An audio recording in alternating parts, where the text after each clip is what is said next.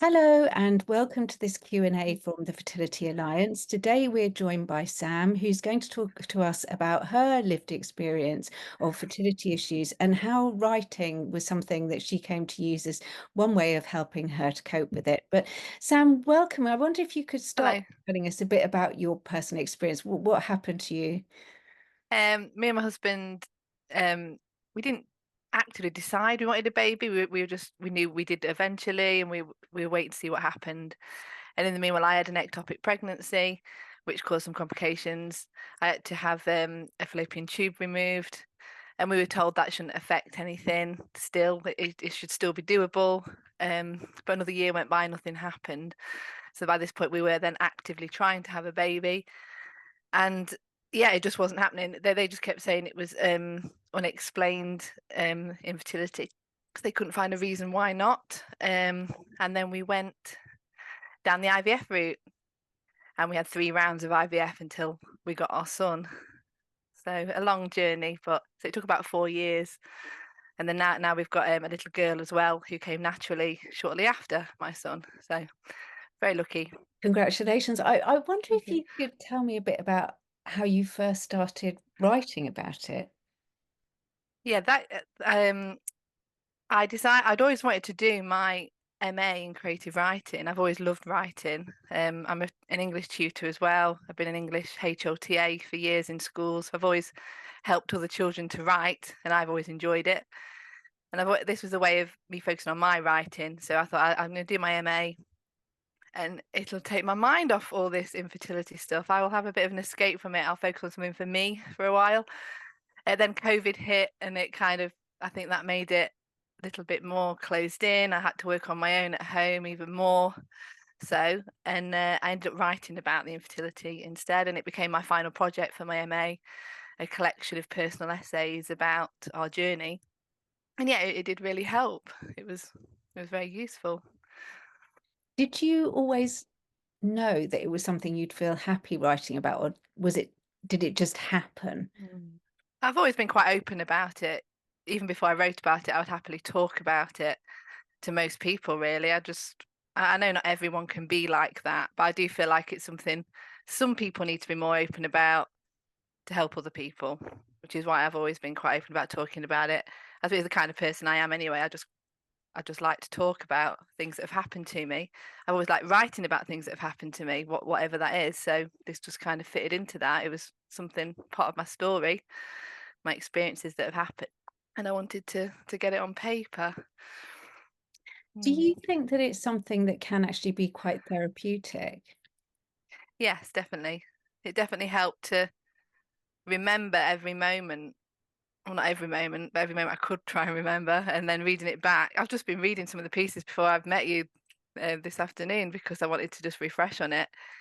And yeah, you do forget all the details. So as well as it helping at the time to process it all, it's actually quite a nice um, thing to look back on now because you do forget all those drugs that you took and all the emotions that you felt.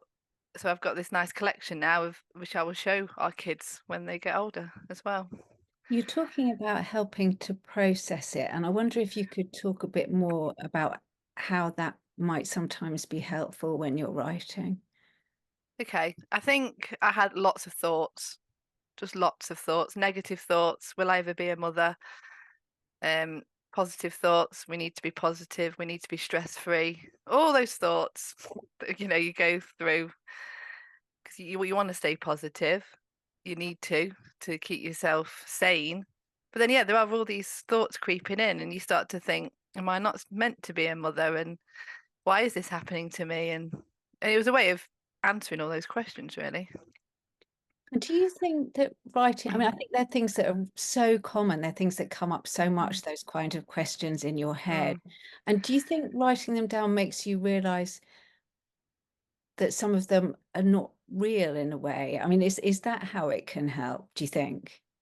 Yeah, I think so. Yeah, you because sometimes I look back on a piece I'd written and I'd think, "Oh, I sound really terrible there." Like I wrote a piece called Non-Mother's Day about taking a walk on Mother's Day and how every day's non-Mother's Day when you're trying to get a child. And I talked really negatively about all these children that I saw and all these families that I saw. And I thought, that makes me sound really bitter and really horrible. But I kept it in the piece because the idea was, yeah, the narrator at that point, me, was feeling really bitter and horrible about those families because I didn't have that for myself. So, I think that's what's quite interesting is that they're very kind of normal feelings to have actually mm, at the time when you're in the midst of it. And yes. Mm, writing about it is probably a really good way of getting that out, actually. mm, yes. Yeah. And then the opposite is true now because I look back at things I wrote in that same piece about a woman on her phone while taking her son to the park, and I judged her, and I thought, how can you do that when you finally got a little boy or something I've always wanted, and now I get it. When you're looking at those people, you never actually know what their journey's been either, do you? Yeah, that's right. Yeah, it's so easy to judge, and I suppose that's what I was trying to say as well in some of my pieces, that it's normal to judge. We do judge people, and it's normal, like you say, it's normal to have a lot of those thoughts that you And have. So. what kind of reaction did you get? Obviously, as part of your course, you were sharing your writing with other people. Mm, I wonder what kind mm. of reaction you had to other people to your honesty, really. Yeah, I think because part of the MA was to share our work. We did work online workshops where we had to submit our pieces, and three people would then critique them, and I would do the same for them. And yeah, I think it was probably a bit different to what some people were writing, but we were all on the same unit of doing creative non-fiction. So a lot of it was about our own lives. A lot of the others wrote about their lives and things they were going through. So yeah, it was good to get feedback from all different people, men, women who've never been through that, women who had been through that, and yeah, just lots of varied feedback then, really. Did you start Mm. writing before you were doing your course at all? I mean, I wonder if you ever wrote about your experience of going through the ectopic pregnancy. Did you ever write about that? I hadn't at that point, but I have got a piece about it now. I've always written, but not consistently. Mm. So doing the MA kind of got me back into doing that. And obviously, not everyone listening, watching this is going to be able to go off and Mm. do a master's, but what would you No. advise people to do if they sort of think that maybe writing might help them? I mean, did you set aside time every day to do it? How would you advise someone to start writing? I'd say you could just write a simple diary or just a bullet points of your feelings that day, or write down questions that you might be overwhelmed with. You don't have to be um really into writing and want to write long pieces for it to help you. You could still use it in that way, or write a letter to someone or no one that might never get read by them, or That's a really yeah. nice idea to write a letter because I think some Mm. people might think, oh, I'm not a writer, I couldn't do that. But I think part of what you're saying is you Mm. don't necessarily need to be. Is that right? What No, you yeah, you don't need to be at all. I think it'd still be therapeutic and useful just to write your thoughts down. Yeah, and then if it might develop into a hobby, a passion for writing. You might think, oh yeah, I can take this somewhere, and you never know. And what do you Mm. intend to do with your writing about this? Do you want to publish it somewhere? And what sort of thing is it that you're writing? Mm. Would it be a novel? Would it be a book that people will be able to read? What would it be ideally? I'd love to have a collection of personal essays. The thing is, it's difficult because things like that don't sell as well as like a novel. We did about all this on the MA of what sells and what doesn't. But I read quite a lot of collections of other people's essays about infertility, and yeah, I'd quite like to have my own published one day. I've written lots of snippets of poetry since then, and since having my children, so it kind of would be I don't know, but then would gradually go into motherhood.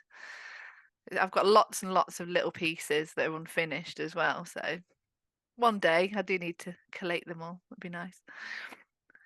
Do you think that actually writing about this can help other people and talking about it can help other people to understand it as well? I mean, would you say that writing could be useful like that too?